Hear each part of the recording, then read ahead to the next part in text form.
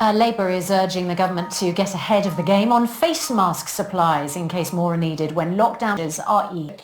Well, Rachel Reeves joins us now from South London. Very good morning to you. Good morning.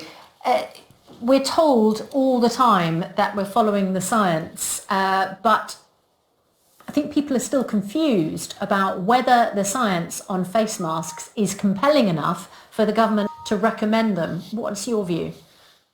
Well, the Prime Minister said on Friday that face masks are likely to become much more common as we ease the lockdown restrict public transport or in shops. And what I'm urging and what the Labour Party are urging is that the government need to have a plan in place. So if the scientific advice does change in the UK, that we've got a plan. So I was saying to government that you need to get ahead of this, ensure that British textile and manufacturing firms are put to work to produce any face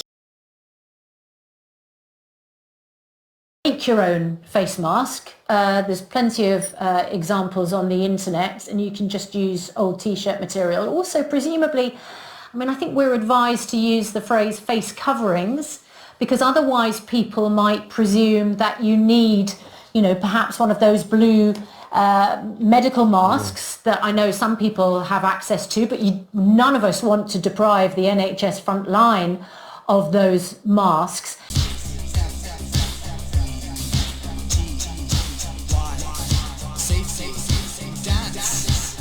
We can dance if we want to, we can leave your friends behind, because your friends don't dance, and if they don't... Many people are already manufacturing themselves or making themselves face masks and face coverings, and that's fantastic. But in other countries, for example, people are being encouraged. But if it does, the government need to ensure that we're ahead of the curve this time and that we're using our British manufacturing base and textile companies to produce what is needed for people. Face coverings are likely to be part of that. So government, again, need to get ahead of the curve. Yeah. They've learnt the lessons from the failure to produce enough PPE, and this time get it right.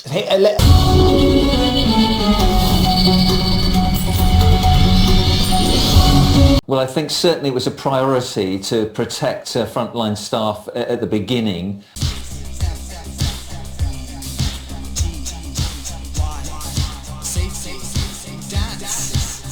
They didn't want masks to be used by people who didn't need them so much as those frontline workers.